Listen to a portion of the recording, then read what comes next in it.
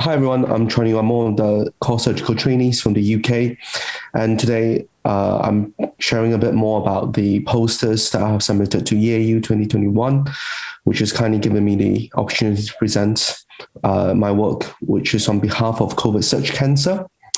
As we all know, COVID-19 has greatly affected how elective surgeries have been conducted in the past year. During the first peak of the pandemic in March last year, it's estimated that about 2.3 million surgeries for cancers have been cancelled, and about 30 million surgeries worldwide have been affected as a result of COVID. And what we want to understand is how safe it is to conduct cancer elective surgery for patients with a diagnosis of cancer, and how their 30-day outcome is following that surgery. So what we have demonstrated is that within 30 days, if patients have caught COVID, there's a high likelihood that they may die as a result because of the complications, not just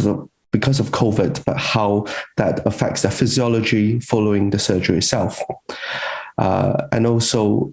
we have also demonstrated that they are also more likely to develop complications such as the requirement for oxygen, or ARDS, which is acute adult respiratory distress syndrome,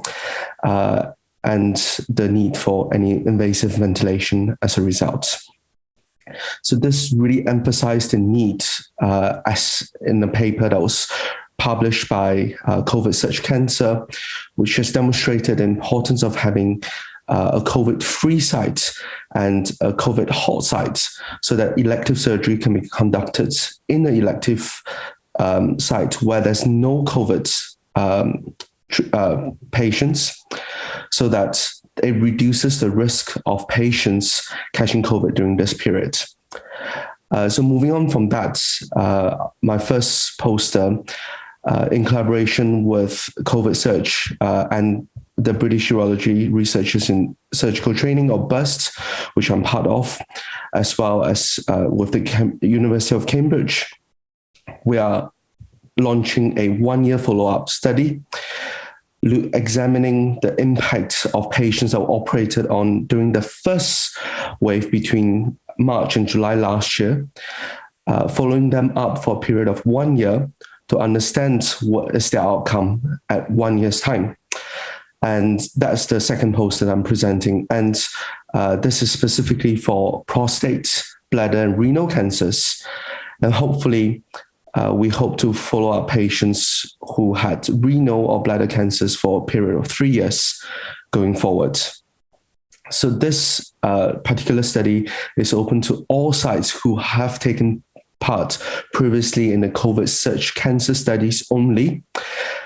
from March to July last year, where we hope that by entering and following up patients for a year's time, since their initial operation last year, can really help us to better inform how COVID has affected our surgical treatments and what's the best way to plan our elective surgeries going forward. Thank you very much.